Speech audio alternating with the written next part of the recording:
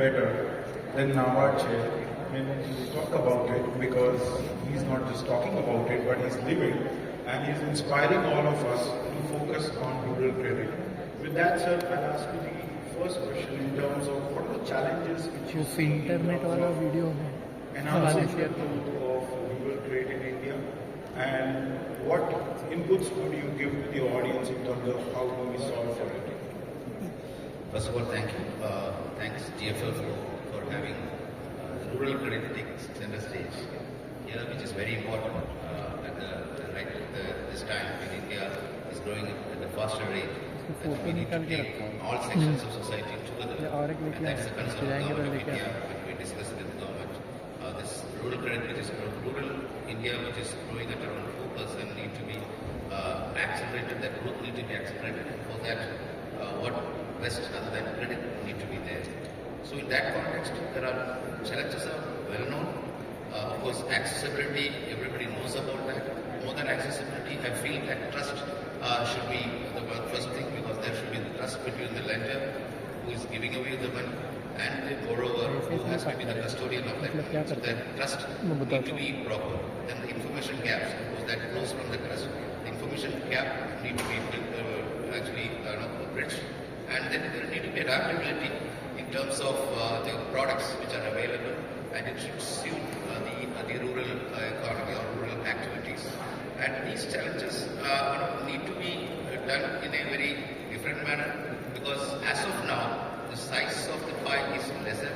So the innovation for which huge investments are needed may not be readily available, because this demand for credit is very dispersed, and it is in a smaller amounts. We are talking about retail. There is a sufficiently higher threshold for any bank to lend retail loan. When we talk about rural credit, it will be 1/4 or 1/2 of that amount, which naturally increases the operation cost. So now here, the challenge of payments have already been met, because the payment system in India is very well robust. But now the next stage is the credit. The payments, the history which we have built through payment systems need to be followed up with credit. So if you can think little innovativity, there are a lot of digital trays available for structuring credit, which I think the fintech companies need to be aware of, and how we can intervene in here for innovatively design the products.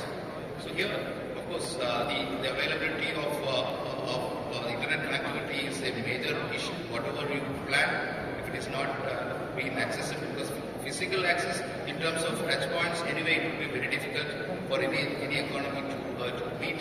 But then internet accessibility, once it is there, so that challenge need to be overcome first, and then make available all these technology innovations in terms of product innovation, in terms of different tools for underwriting credits, and all these things have to be there. And then we need to actually educate the borrower adequately, because we want to bridge the problems in the rural areas. I think innovation will also create some sort of a business. That means we need to educate the people who are already semi-literate. So that itself is a task. And then and make available these products at the right time when they need, because seasonality is an issue in rural areas where the agricultural income is coming in now. Actually, we are now trying to make this agriculture as agribusiness.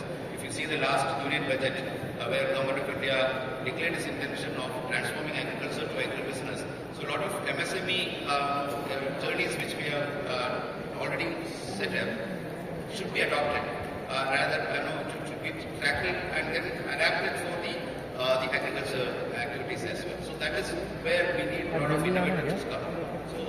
So to sum up, what I feel is that trust access anyway is the challenge. Trust, and then the adaptability and the availability of the products at the right time. Thank you. So the takeaways for me is that ensure you build trust with the consumer. Second is we solve for information asymmetry. Third is that continuously focus on innovation. And fourth is making sure that we work a lot on consumer education. especially on this customer segment. And we just had Mr. Nandan Nilekani do a session some time back, and he's played a pivotal role in India's digital transformation. And we have a very robust digital public infrastructure. So what opportunities do you see in terms of digital financial services being extended to further the cause of rural credit in India? What are the opportunities you see? So, in India, the digital public infrastructure, we all know the Aadhaar system, there's India Stack and the NPCI Stack which is there. So now, it is for us to work on this. Already data is made available, but then we should access those data in a way in which it can be structured for the rural areas. And for that, we need, I'm not expecting any private entity to come in. So it is a class A government type of entities which need to be active in such areas, and that is where my organization NABARD fits in. So what we are trying to do is that we are actually developing the ecosystem where we are leveraging the digital public infrastructure which is already built. Right now we are in the midst of computerizing the primary agriculture societies. Many of you may be aware of that, but then they would have written it off as institutions. But we have a hope that if we want to bridge that last mile in rural credit, we need to digitize the primary agriculture societies, which a private entity may not be interested. So there, a class A government or government need to come in. And that is exactly what we are doing. As of now, we have digitized close to around 70,000 primary societies. We have data of close to around 10 crores of farmers, which otherwise is not available, because sometimes it may be reported that these farmers are not availing credit. They are actually availing credit, but then their data is not available. So now we are making available that data. That is one step. And we are now leveraging the digital public good, the India Stack which is already there, the NPCI Stack. So all these things we are leveraging it, and through this computerization part which we are doing. And again, we are also innovating on the way in which the crop loans, which is now termed as Kisan Credit Card, where government intervention is there. But then the quantity is smaller, so many private entities may not be interested. So digital innovations there may be very scanty. So there, we are digitizing that journey, end-to-end digitizing, and this is not for any single entity. This we are developing both the primary society computerization and also the crop loan digitization which we are doing, which is this is as a digital public good we are doing, because we as an entity we are not a commercial entity, we are an ecosystem player. So we are making available these developments for any private entity to come in, so that their cost of operations in vending money or vending their products can be reduced. The problem with the rural area is that yes, we can make available loans, but then that rates will be very high. Unless we leverage such digital public infra which is already there, and then reduce the cost of operations, that is one thing. And second thing is that we have to reduce the cost of funds also, where the information asymmetry will be there. So now the cooperatives are one such entity which are in the local area, but then people may not trust them because of the governance issues and such other issues. These issues we are now tackling it, and we are sure that maybe after 6 months, when this computerization is also is in full swing, and which is complete, once it is completed, I think we'll have close to around 14 data farmers, which otherwise not reported as formal players in the credit markets. So they will also be formalized. Plus the innovative products, we are building a centralized digital credit infrastructure as a platform, as a digital public good for any entity to come in and leverage those capabilities to develop innovative products. So that also is made available as a layer. So with all these the activities, we are leveraging the digital public infra which Mr. Nandan Nilekani was talking to. And then as we go ahead, because the digital public infra first solved the, as I said earlier, the payment issues. Now the credit related and the insurance and such other things also need to be evolved based on the DPG, the digital public goods which we have created. It's really good to know. Sir, you just launched some time back Disable Gramin School.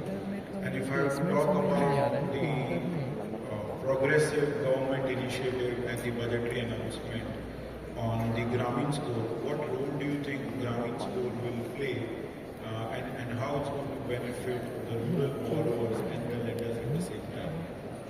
So I mentioned about the trust between lender and the borrower.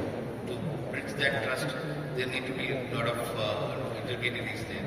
I see Grameen Credit Score, which is an additional data point for any lending entity with the regular score is there, visible or credit scores are there. So this will actually accentuate the formalization of rural credit. I see great potential, especially in India, where actual transactions are happening and people are very good in terms of repayments, but those repayment histories are not being tracked or digitally made available, and that's not their fault.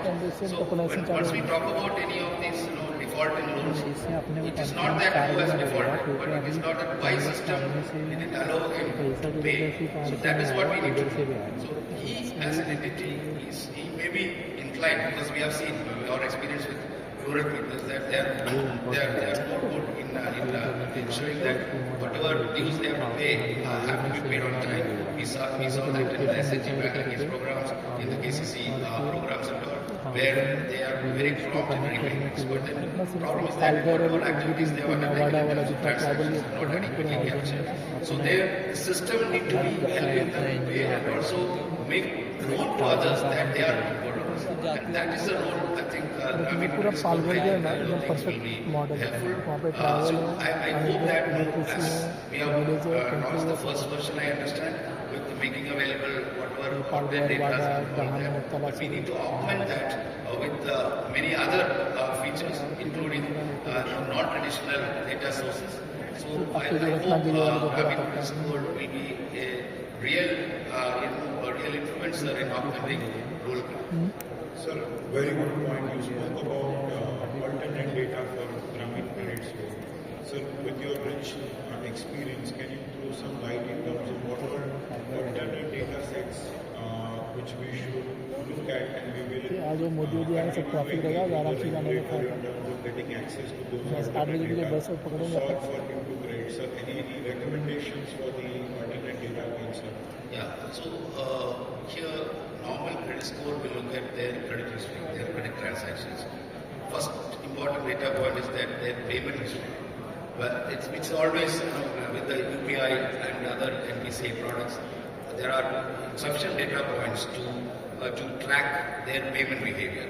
So payment behavior need to be proxied as their financial capability to pay or their income, some sort of a proxy. So we may have to have an iterative model, payment scoring model type of thing we may have to develop and then integrate with the credit scoring model or the Grameen credit scoring model. For that, we need to engage with even the regulator also.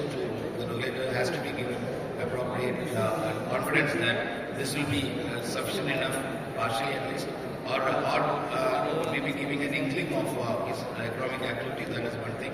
And second thing is that the social media behavior. So that itself shows that his that behavior, if you can track properly, that will show his intention. So as I said earlier, so he may be defaulting because of various external issues, but his intention to pay is always there. The system didn't allow him to repay. That's what we need to keep in mind as far as rural customers are concerned. So in that case, the social behaviors need to be tracked properly, and that if we can integrate into the credit scoring models, so that will give a very actually the starting point for formalizing his, and then we are actually helping him in availing credit, and then the regular credit scoring can take off. So that point, that we have to help the rural borrower to reach that stage, for which we need to think intuitively what all these current models. I told about 2 or 3 things, but then we have enough experiences elsewhere in the world. So those experiences also need to be factored in. So if you see the traditional SHG bank linkage model, so there social collateral was important, but then we can't quantify that social collateral. The pressure to pay because of these people around him, that actually exists in the rural society. So he's not a single individual, unlike maybe in a it's an urban area or a metro area, individualism is more, but in rural areas, more of social behavior is there. So that need to be appropriately tracked, and that is the challenge which fintech agencies or any tech agencies need to think intuitively, come out with something. Point noted, sir. Sir, moving from borrowers impact to the credit institutions, so you made a very valid point of digitization on the back side. How can that digitized data be leveraged for rural underwriting, which will benefit the borrower and the lenders? So here, as far as rural institutions are concerned, there are two types of institutions. One is, I'm telling about the substantive institutions. We have the NBFCs, MFIs and such other things. But then the substantive institutions are the regional rural banks and the cooperatives. In fact, if you see original rural NBFC, if you want to ask, that is the cooperative institutions, because they are not exactly banks, but then they can do banking activities plus other activities as well. So in that context, what we are trying to do is that we are digitizing both, and then the capability of these institutions to service all the requirements are limited because of their financial muscle available. They are all small institutions. So always there is a chance of partnering with these institutions to get other types of loans. They are more focused, such institutions are more focused on private sector loans and more particularly agricultural loans. But then there are needs of the customers other than this as well. For that, I think other entities can come in.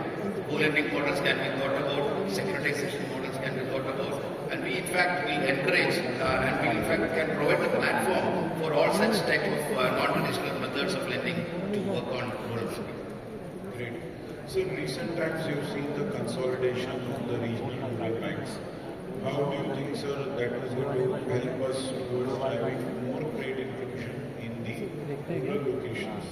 So to give a perspective, if you see the regional rural banks as a whole, there are right now 28 regional rural banks.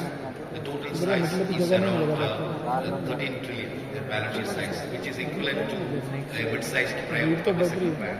That is one thing. Second thing is that the number of touch points they have, 22,000, which is equivalent to State Bank of India's number of branches. But here the difference is that all these 22,000 branches are in either semi-urban or rural area. And then the number of customers which they deal with is 30 crores, which is more than many of the public sector banks. Maybe we can equate them with the biggest of the public sector bank. So that means they have the strength, the reach. The issue is that the digital adoption in these banks were minimal because of their smaller size. With the recent one state, one RRB amalgamation which the Government of India has adopted, they are now grown in size. Here again, one perspective I'll give, the largest regional rural bank, which is the Uttar Pradesh Gramin Bank, I think it is at 2.2 lakh crores of balance sheet size, which is, better than any other public sector bank or a commercial bank. You see, smaller commercial banks are there, which are 1/4 of their size as well. So they are now become mightier institutions. They have the financial muscle to invest in technology, where now we are chipping in as a follow-up to the amalgamation of regional rural banks. One thing we have done is that branding across India. It's the same brand, same color pattern, to have a unified feeling that they are an all India institutions, but then regional focus. That is one important thing. And all these are government-owned and scheduled banks. So there is no issue of public trust being there, guaranteed by DSCGC. That is also there. The third thing is that the credit innovations which need to come in. We are putting up a common digital credit infrastructure for the regional rural banks. So it will be launched shortly. So right now they are more focused on Kisan credit card loans and self-help group loans. Now we want them to diversify according to the needs of the rural sector. Because the rural sector, their desire has also grown up. They are now into loan against properties, vehicle loans, housing loans. There is a Awas Yojana program where larger share of credit can go in. So we are now helping them to develop products suiting the varied needs of the rural society. That is what we are trying to do. And then with the common infra in terms of fraud management services, cyber security and all, we will enable them to be a top-class entity equivalent to the best of the commercial banks in the country. That is the intention, and that will happen soon. That's helpful. Sir, you spoke about trade awareness and consumer education.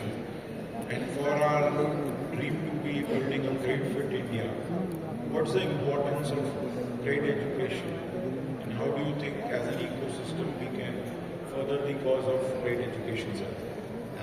As far as credit education is concerned, we have seen how the microfinance industry has played out in the recent past when the regulator gave them some leeway to increase their share in number of loans per individual and all. The most of the microfinance institutions saw an opportunity and they expanded very fast. As a result, stress was built up, which now we are tackling. So now here the problem is that the easy acceptability of the availability of the loan, we need to make aware the people to be responsible in using that money. Money will be available and then there will be some recovery actions also on them if they are not paying back. But then it is our duty to make them aware to handle this money which they have in a responsible manner. As a corollary to that, see, these microfinance institutions, I am not blaming them, but any lending entity will try to push credit. But they need to be aware that their capacity to repay that loan need to be also built. So their regulator has come in that annual income criteria, which is very serious one because they need to, whatever loans they are taking, they should be able to service that loan, at least the interest portion and then maybe 1/10 of the principal portion. So that income need to be tracked properly. As a corollary, we need to help them in building some enterprises where their income has to be there. So here the awareness, the responsibility of the people to handle the money and their ability to handle in terms of they develop the ecosystem for improving their livelihood so that they can pay back whatever debt they have taken. These are all very important things. So not only that we have to structure the credit as per the need, but then we need to educate them also to the other hand to handle this. Sure. हम लोग जो करो उससे पहले finance he out We करना all बाकी know सारा तो हमारे में that he MFI has played a very important role in the rural trade space.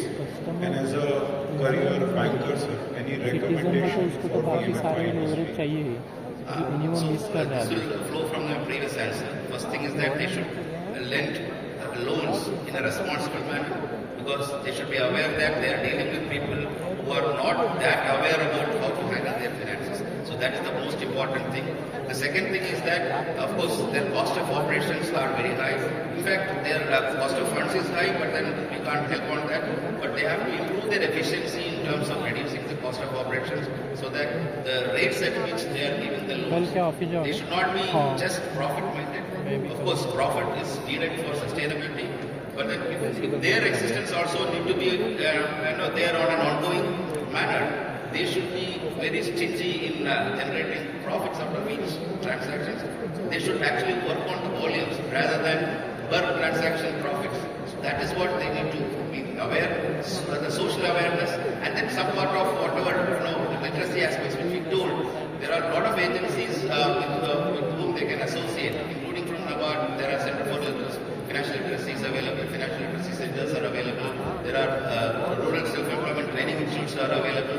So they need to look at the policy guidances given by the government and accordingly structure their operations. They should not merely focus on product development and pushing the credit and then going for the recovery. Rather than that, they should look at the ecosystem and as an ecosystem player, how can they be of help? That is what they need to do. Absolutely. So, I like you re-emphasizing and highlighting the point is that consumer credit education will be a key factor for enhancing trade in the rural market. And hence, if you have to summarize and talk about the way forward for rural trade in India and things which we need to watch out for, opportunities which we see and the growth potentials here. So you also indicated in the beginning itself that the rural credit is growing at a faster pace. That's an indicator of what things need to come. And in the Indian GDP, if it has to grow further, the rural GDP has to grow in, I think, thrice or four times in shorter possible time. So right now, roughly out of the 274 trillion which you have mentioned as assets, we will be having hardly 30% of that in the rural sector. So this share has to reflect the real population share in the rural areas. So that is the potential which is available. For reaching that level, I think it has to triple in the next 5 years. Where it will triple, that is what agri-finance, mostly it is saturated, but then around 20% of that has to be now bridged. 20% informal lending it happens there. So agri-finance has to grow from current say around 20 trillion to by around 20% it need to grow. But then MSMEs, rural MSMEs has to grow at a faster rate. Maybe at 15% or a CAGR of close to 20%, it need to grow at the next 5 years, so that no, the rural income can be, and then the vision of the government to transform agriculture into agribusiness can happen only when push is there in the rural MSME. And then add to that, we need to have some sort of climate resilient activities also coming in, because climate is one area where we need to watch out, especially rural areas. There we need to have some sort of a climate finance be made available, not at the retail level, but at the wholesale level, some sort of a climate resilient rural infrastructure need to be built. Then there is a potential for such type of lending. Already RBI has classified certain aspects of that as private sector lending. Banks would structure products based on that, and also their internal capacities need to be developed for lending those type of credits. So these three areas, I think there will be huge potential. I see from the out of 275 trillion, if it is stagnant, and from the 30% or 40% share right now which we have, I think that 275, half of that should come from, that's the headroom which is available. So this 275 will not remain stagnant. I know that, we all know that at around 12 to 15%, the overall credit also is growing. So we have to catch up with that, plus an additional, say, around another 15% need to be added on an annual basis. So the potential is huge. There is an ecosystem is being built in terms of developing histories, including Grameen Credit Score, which is coming in, which will be handy for proper underwriting, and then the activities of digitizing the rural economic activities, that also is now gaining momentum. As we speak on 11th, the Honorable Prime Minister is launching the 100 district program, the Dhan-Dhanya program, where he is focusing on grid deficient districts, which need to be given additional focus. The regulator has already given additional weightages for these districts. So these are all policy points. I think the players in the market need to now find opportunities in the policy directions which are being given. There is huge opportunity. Even there is some dream to be taken out. Of course, we should not see it as a pure business opportunity. It's a nation building activity as well. It's a social finance which we need to have. In certain areas, there need to be a planet finance to come in. So there, development financial institutions like NABARD will play a role. We are having a lot of discussions with multilateral institutions and also domestic institutions to put up such planet finance opportunities where we can push, we can develop the ecosystem for lending. Thank you so much for sharing all the insights. If I were to just quickly summarize in terms of, for us to further increase the growth rate for rural credit, we need to focus on these areas. One is I take away in terms of usage of alternate data for underwriting. Second is focusing on consumer credit education. Third is in terms of digitization.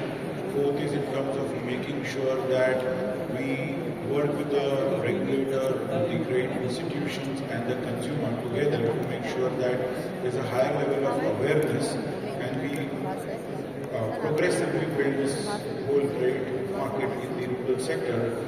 And most importantly is that we leverage all the tools to make sure that we work with the consumer and the credit institution for the rural credit growth. And thank you so much, sir, for sharing your insights. It means a lot, and we will have a lot of takeaways from your insights. Thank you. Thank you. It's my pleasure.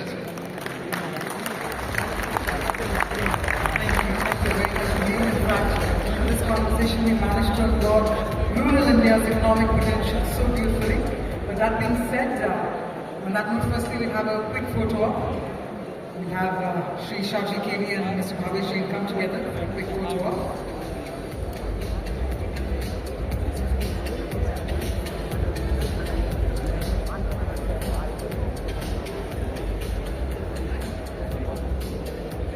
Now I'd like to please request Sri Shashi Kiri, the chairman of NABARD, to also present a memento to Mr. Bhavesh. In fact, sir, we'd like to thank you for hosting this beautiful session and for moderating this wonderful session. So on behalf of NABARD, on behalf of Sri Shashi Kiri, a token of gratitude to Mr. Bhavesh Jain as well. Thank you very much.